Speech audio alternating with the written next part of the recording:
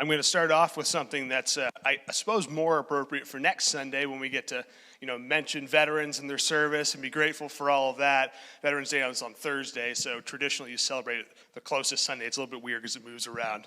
But who in the room knows what this is? Throw it up on the screen for me. Bam. Anybody? Going once? No, it's not a pacemaker. That would be a rudimentary pacemaker for sure. Do you know what it is? A what? An engine? Well, that's a good guess. This is a World War II era Norden bomb sight. They attached these buggers to B-17s. The design of this, and if you're online, this, bomb sight was so advanced. Just a huge change from the late 20s to the mid 40s in bomb sight aiming technology that the plant that made these was under the highest degree of military classification. And anybody who operated one of these bomb sites in, say, a B-17, and they also attached it to a few other planes, had to swear an oath on their life that if they were to crash and survive, they would make sure this was destroyed. And they had to swear an oath on their life that they might give up other secrets having to do with the war through like torture, captivity, everything else, but they could not allow their German captors to understand how this was made. Here's what, it seems so rudimentary, doesn't it? But before this thing was built, pilots and bombardiers had to basically just drop bombs by feel. They'd open what in the world? Whatever. There's an actual technical term for it. It's evading me at the moment. And they would just have to say, okay, we think at about 20,000 feet, about 2 miles away from the target, if we release right about now, we might get within, 2,000 feet of our target. It was just crazy. That's why there were so many casualties. That's why you look at pictures and everything is blown up, because bombers had no idea how to actually hit their target. Here's how vastly different bombers were trained after this was developed. Somebody would sit at the bottom of the plane and use this, and they were able to do super complex math using the little knobs and twisty things on here to be able to determine airspeed, direction, distance, and air resistance with wind, everything. It's just nuts. And it was said in non-war moments, right? So not when you're getting shot at by another plane or in the stress of the moment, but in testing, they were able to drop bombs, the same bombs that had about a 2,000-foot guesstimation of where they would range, into a pickle barrel from 20,000 feet. That was how radically this changed the game. Imagine, rather than sending 12 bombers and dropping 3 bombs each and just basically obliterating an entire area to get one high-value target, if you could send one crew with 3 bombs and drop it right on their head, it changed the game. And so, in no way, shape, or form was anybody interested in this getting in the wrong hands. They had to swear on their lives, I will never say anything, I'll die before we give this technology to the enemy. What's interesting is they declassified this at the end of the 40s when the war was over, and you know what? Everybody except the American public already knew how to make one of these. You know why? There was a mole. From the very early developing stages of this technology, there was a German who was a naturalized American citizen who had served the Nazi army in the early 20s and moved to the United States, been given citizenship, and worked at the plant where they developed and manufactured these buggers.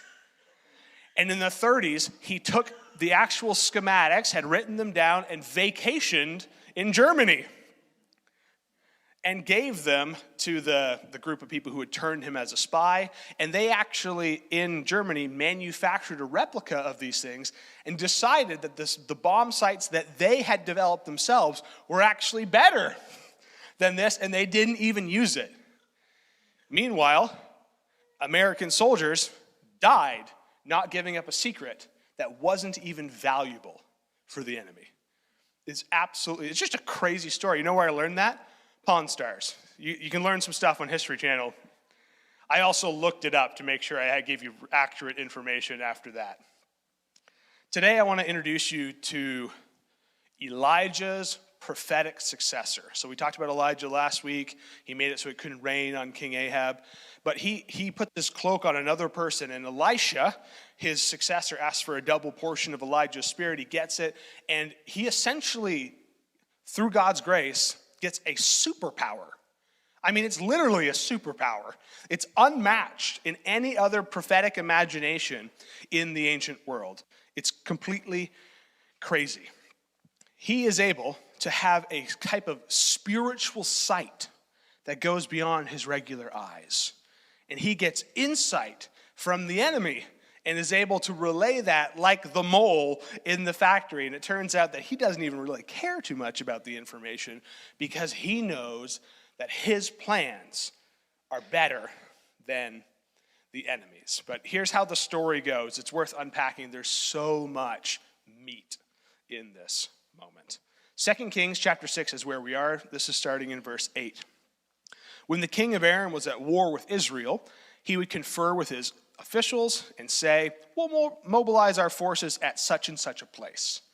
But immediately, Elisha, the man of God, would warn the king of Israel, don't go near that place, for the Arameans are planning to mobilize their troops there.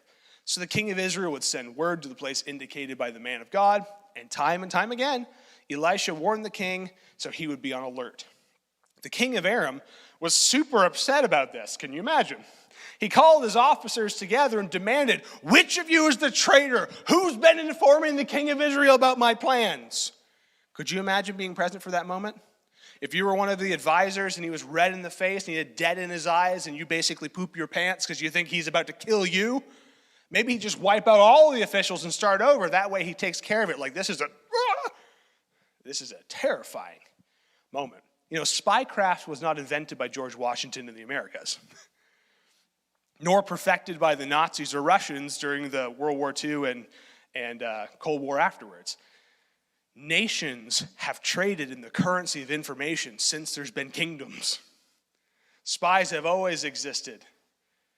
Someone knows something. How could the king trust anybody? Well, one of the officials who's quaking in his boots pipes up. This is what he says, verse 12. It's not us, my lord the king. Elisha, the prophet in Israel, tells the king of Israel even the words you speak in the privacy of your bedroom. Which, I mean, how terrifying a thought is that? That's beyond just the military plans here. One time, Shane and I, our family, I think before Bryn was born, went to see her sister's family in Colorado, and they kicked their oldest son, Chris, out of the basement room, and we kind of set up our camp there. But there was no ability to hear through there. There's no sight line. So when we put Emery down for a nap, we had to set up a monitor system so we could hear if she was still alive, right? Or crying for us because you couldn't even hear it. So we put the monitor in there, and the receiver goes upstairs, and you could essentially hear her squeak anywhere in the upstairs main living space. Everybody could hear it. So there was one day where it had just slipped our minds that was still set up. And so we went to bed, and we were talking. Don't worry, we didn't do anything crazy or say anything bonkers, right? That it's not that kind of story. But at one point, I think it was Shayna who pointed out, I think the monitor's still on, which is hilarious because you can hear a whisper just like it's right next to you through the monitor. Whispering doesn't matter. And so, again, we hadn't done anything crazy. It wasn't worth being scared about, but it's kind of like when you're driving down the highway and you're going like 4 over and you see a cop and you tap your brakes. You know you're not going to get pulled over, but it's like, right? So in that moment, we're like, oh, no. And I don't think that's going to happen. I think she couldn't fall asleep and got out of bed and went to look to see if it was still set up. It's terrifying to think that what you thought was private could actually have been public. Like you put yourself in the king of Aram's shoes and you're just like, that is a rough thing. So how is he going to handle it? Because there's a mole in his midst. But the mole isn't physically present. That's what I'm talking about. Elisha was able to see and hear and understand things that were beyond his natural ability to hear or see. He wasn't in the room, but somehow he knew all the battle plans. How do you deal with that? Well, you search down and hunt for the mole. Here's what happens. I tell you what. I got a little excited. Let me walk it back. I want to describe the spiritual sight because it's going to be of importance later on, so it's not worth skipping even if it derails my current thought. This ability to see and understand and hear the thoughts of King Aram in his bedroom is actually illustrated for us in the story that brackets our story today. So right before, in the immediate context, our literary context, we get a clear vision of the type of power that Elisha has. So Elisha has just healed an Aramean official of leprosy, which isn't something you'd expect him to do. It's an enemy of Israel. Why would you even do that? And then the Aramean official offers to pay him handsomely for his services. Let me pay tribute to you or your God. He's like, nah, I don't do this for the cash money. I do what God tells me to do. Go in peace. Well, one of Elisha's servants is like, hold on a second. I mean, we need a new toilet, right? We need to be able to update our air conditioning unit. Like, we got bills to pay, Elisha. I know that I'm serving you happily and everything, but we could get some new digs in here. Like, where's the flat screen TV? We're still operating on a tubed one, right? Like, come on. So he goes after him and says, my master told me to come and collect. He changed his mind. We'll take the cash anyway. And the official says, okay, take a double portion. And he gives him all this stuff. And so he goes back to his little prophetic office all sneakily. He stashed away his stuff. No one knows. I mean, this was the perfect plan. So Elisha comes up to him in chapter 5, verse 25 and says, where have you been? I haven't been anywhere. Just bold-faced lie right to his face. Nowhere. Outside in the woods somewhere. And then listen to this vision that he has. Elisha asked him, don't you realize that I was there in the spirit when Naaman stepped down from his chariot to meet you? Like, he wasn't. Someone would have seen him. I was there in the spirit. Is this a time to receive money and clothing and olive groves and vineyards and sheep and cattle and male and female servants? You best bet he's choking on his own saliva at this moment. Like, how did he see me? Where was he? This can't be happening. Because you've done this, you and your descendants will suffer from Naaman's leprosy forever. So Gehazi left the room and was covered with leprosy, his skin white as snow. Yikes, right? That's an unpleasant ending. How did Elisha know? How was he there in the spirit? How could he recount not only like stepping down from the chariot, seeing things, but also the goods and things that were exchanged? How was he able to have that inventory? What does it mean to be present in the spirit? How could he have seen him beyond his own eyes? It's pretty crazy knowledge, isn't it? Don't you wish you could see that sometimes, where your kids were at? Like, let me just go ahead and spiritually tap in to what they're doing right now. I need to have a little idea when they come home so I can quiz them. This, by the way, no other prophet has this sort of insight in a moment, except for one who is both prophet and priest and king in the New Testament. You know who he is? Jesus. In his prophetic role, do you remember this scene? He's able to convince this super educated guy who's all nervous about his spiritual life to become his follower by saying this in John chapter 1. Nathanael asks, how do you know me? Because he's literally outlined the concerns of his heart. Right? This is who I am. This is my calling. Jesus speaks into his life. He's like, how do you know me? Listen to this response. Jesus replied, I could see you under the fig tree before Philip found you. And he'd been like, what?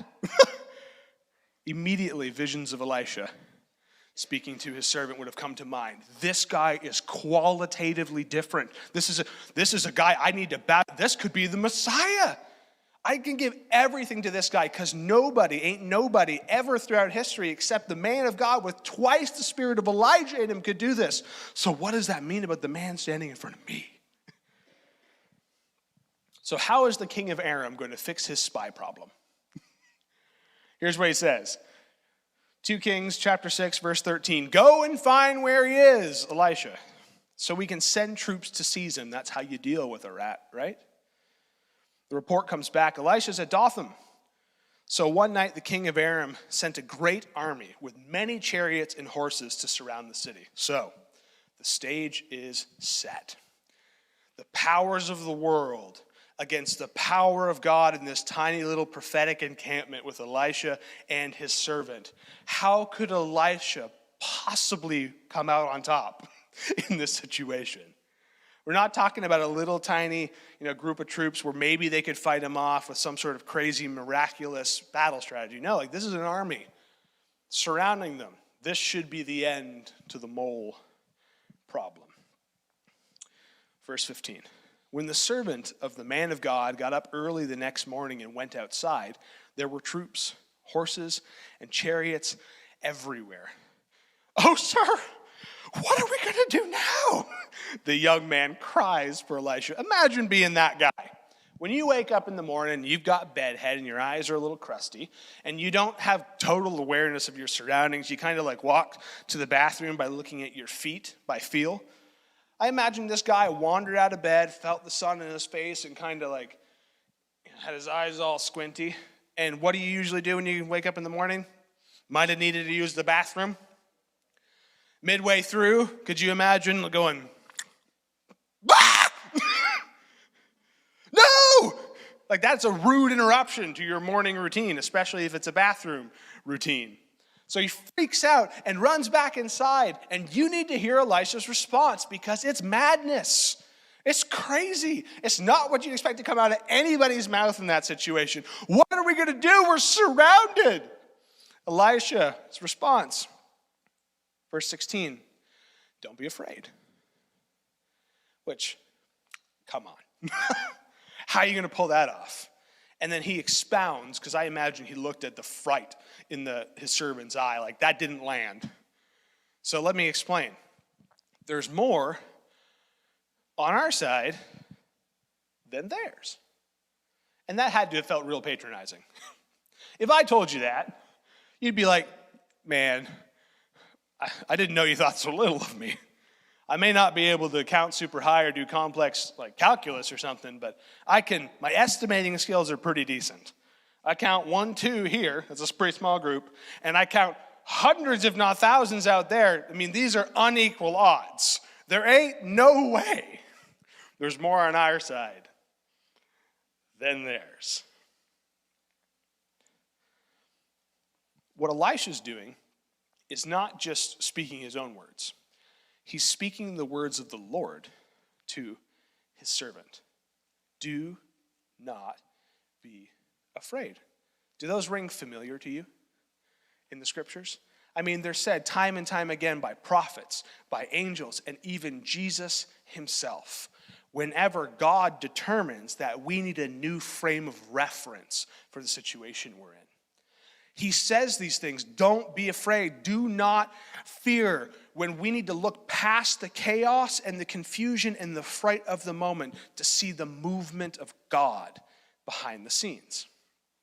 Jeremiah spoke these words over himself when he was at the bottom of a cistern. Remember talking about that a good while back? He's literally neck deep in human excrement, about to die, waste away from disease and hunger. And Lamentation says this in chapter 3, "I called on your name, Lord, from deep within the pit. You heard me and I cried, listen to my pleading, hear my cry for help. Yes, you came when I called, and you said," what? "Do not fear. I know all you can see are stink-filled dark walls in front of you." You're not crazy to think the situation is bleak and dark, but I'm moving on your behalf. These are words that call us to override our emotions and quell the panic, to realize that God has our back. And the other side of this is the world that you perceive is not all there is. So you might think you have pretty good eyesight. I recently had laser eye surgery. I can see all your faces. It's crazy. But the reality is my field of vision is limited. It's forward facing. And if I don't focus on you, I can't even tell who the person is another row from you. We think we see well and perceive well, but we don't really see that much. I can't see your back.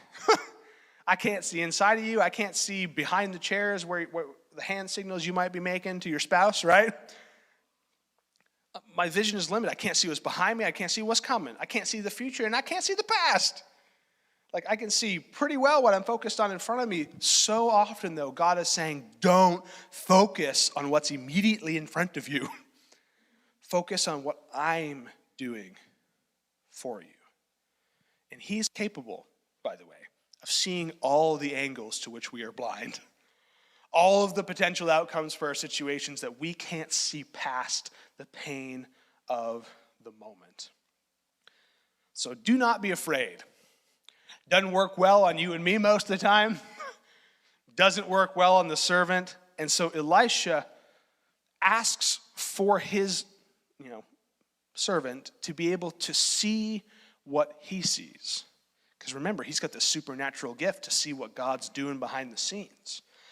God, let him see what I can see. Let him see what you are doing. What earthly eyes should not be able to perceive. Don't worry, man. We got him outnumbered. Let me show you.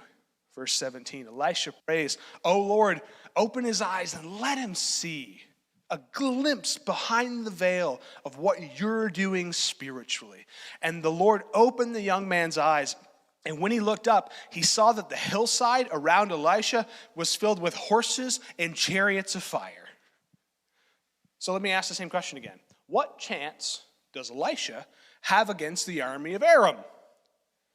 A pretty good one if he's able to see what God is doing on his behalf, if he's able to change his frame of reference for his situation. I think a lot of times, rather than rescue us from our problems, God wants to change the way we see it.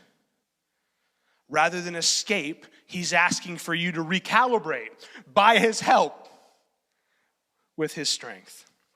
I think it's likely the case today that there's a number of us sitting in the room, and what we're looking at in our life right now, and that could be literally anything, has us down and defeated.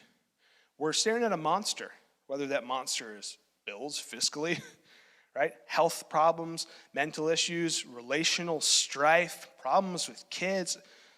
I mean, it could be anything. A real monster inside of you that you haven't been able to get under control, that you're trying to give to God. And whatever you're looking at has your eyes focused solely on it, and so you're afraid, and you say, I have no hope, I cannot face this, I cannot do this alone, there is no future for me, and we spiral down into deep, dark place because we only see the problem and the monster and not the strength of God who's on our side. Whom the scriptures say, if he is for us, then who can be against us? Maybe God today is going to give us the spiritual vision necessary to see our situation differently through his eyes and what he's able to accomplish. So whatever you're telling yourself today, I think you need to hear Elisha's words again. Do not be afraid. What you see isn't only what you get. There's more on your side. God's moving, and God's doing something, even if you can't see it right now, because he works all things together for the good of those who love him and are called according to his purpose in Christ Jesus. And spoiler alert, he's a better and stronger fighter than you are. This is amazing enough. I don't think it's even the best part of the story. I gotta keep going. The material world is not all that there is. The physical, the relational, the financial problems that you're facing, God is doing something behind the scenes that you don't necessarily have access to right now. But listen to how not only our frame of reference can change by his strength, but how the situations that are attacking us, the monsters, the dragons, the things that scare us outside and inside, can also be radically changed by God's action. Elisha has a servant who can now see how God is moving, but that's not going to be enough. He has another plan. He has another act of God in his mind. He's going to take the sight from the army that's coming for him. Chapter 6, verse 18, as the Aramean army advanced toward him, Elisha prayed, "O Lord, please make them blind." So the Lord struck them with blindness, as Elisha had asked. And when Elisha went out and told them, "You've come the wrong way. This isn't the city, the right city. Follow me, and I'll take you to the man you're looking for." And then he led him to the city of Samaria. This is literally a Star Wars scene. These are not the droids you are looking for. This is a Jedi mind trick. This is crazy. And by the way, the word translated blind doesn't actually mean physically blind. It's just like an easy, neat way to describe it. It means like dazzle them, confuse them, make it to where they don't see the situation the way that you do, just like the servant didn't before.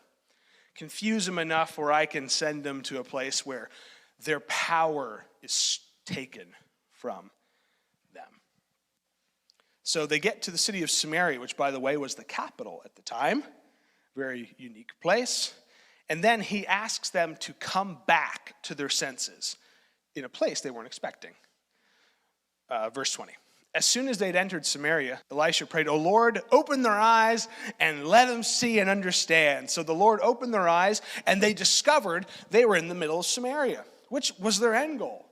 They were hoping to end up there. They wanted to take the city and kill the king and ruthlessly rule the nation. They weren't expecting to be brought into the city by armed guard as captives.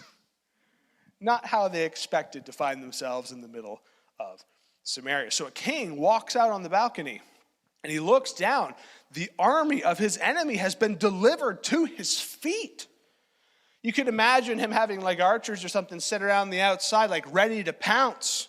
Their dazed and confused is gone, and it's just turned to panic, the same panic that they had previously given the servant of the man of God. What are we going to do?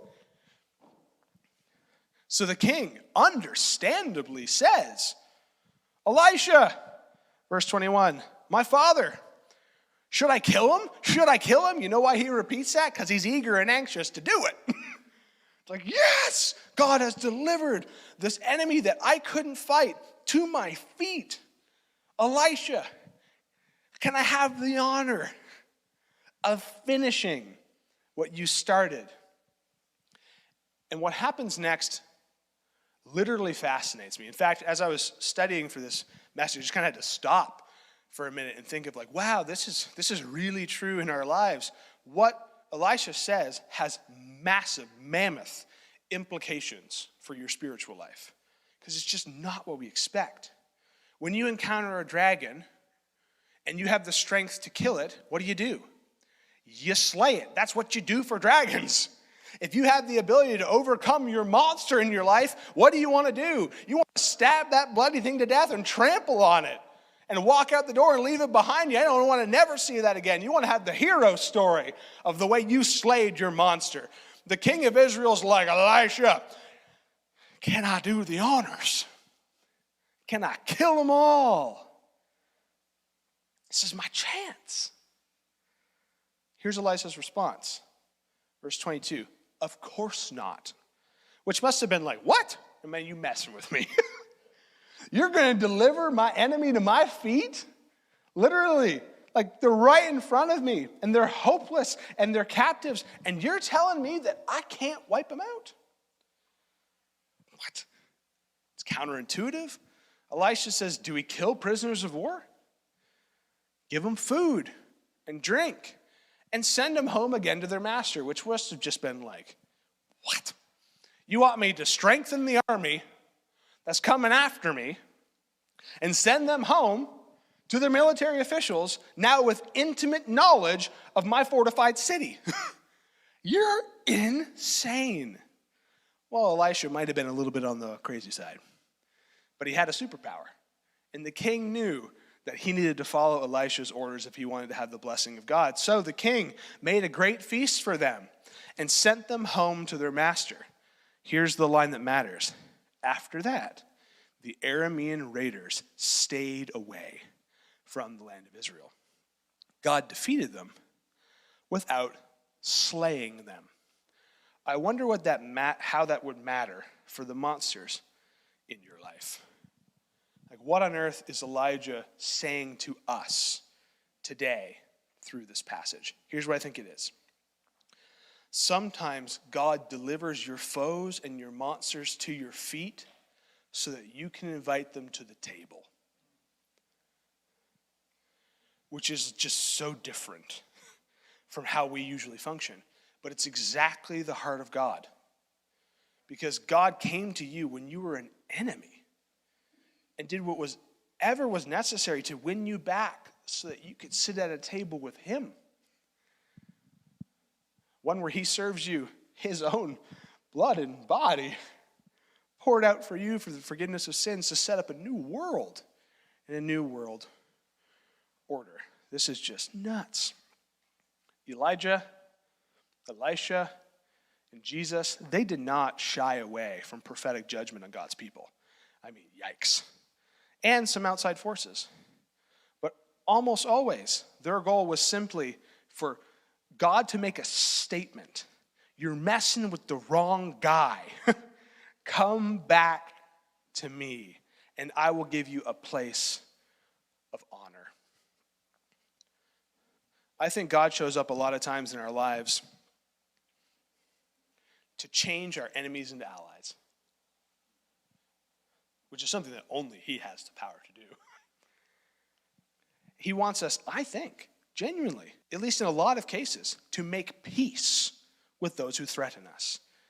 The monsters in our lives, not just external but internal. That stuff that's trying to crawl out of you, because Jesus says it's not what goes in your mouth that defiles you, but what comes out, right? There's plenty of junk in here too. Monsters in here, not just out here. He wants us to make peace with our enemies, and then one more step, pray for them even. What? Bless them as they go. Sit them at a place of honor at your table for dinner. What? The New World Order is confusing, isn't it? Here's why. God doesn't always slay our monsters because he wants to make them ministers. What might it look like for God to change your monster into your ally so you could be a better gospel minister this week? Like maybe God wants to change your perspective on your situation or your relationship or the stack of bills to show you through his power a new perspective, a new lease on life, a new ability to trust him again, a new ability to win more people to him because you have allowed a kingdom perspective to flood your sight, like Elisha asked for his servant. After encountering Elisha and his servant, the army of Aram thought, this is all there is. We got this under control. All that they could see said, we're going to win. And all that Elisha's servant could see was, they're going to win, and it's going to be real unpleasant. But when God showed him the truth of what was going on, that in fact he was going to win, sight was taken from what faced them. And he gave them a new perspective. What would happen if God turned the focus of your monster away from destroying you and instead into advancing his kingdom? The people of Aram didn't come back. You know why? Grace transformed them. They were at the feet of the king, and they could have all lost their life. And instead of being slayed and putting that thing in their past, which would only raise up a bigger monster, and in fact does later because they can't get a rap on the fact that God wants them to operate like this all the time and in all places, they were able to experience true mercy from Yahweh and go back home and say, we're not messing with them again. We saw something different. What if your monster saw God's grace instead of your fury? How are you making peace with your monster today? Maybe God doesn't want you to escape it. Maybe he wants you to give a new perspective on his power, who's really in control.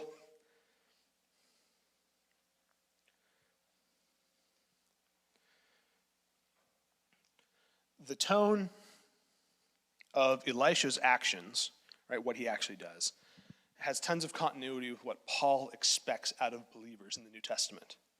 Which again, he's writing to an honor and shame culture where it's all about vying for power and who's in control and who's going to pay back what. Vengeance is the normal way we do things.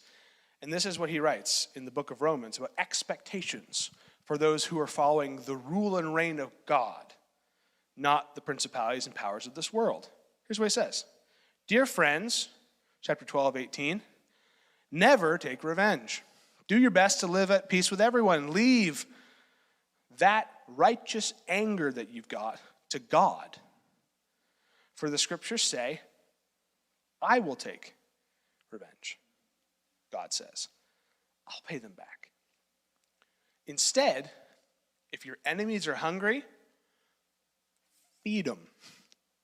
If they're thirsty, give them something to drink. How would this change the way that you deal with your situation this week? The problems. In doing so, this will heap burning coals of shame on their heads. God's still going to deal with the stupidity in your life. Don't let evil conquer you. That's when the monster's focus is on you and you can't see God's plan. But instead, conquer evil by doing good. Because God is going to change the focus of your monster and change your ability to see his work in the world.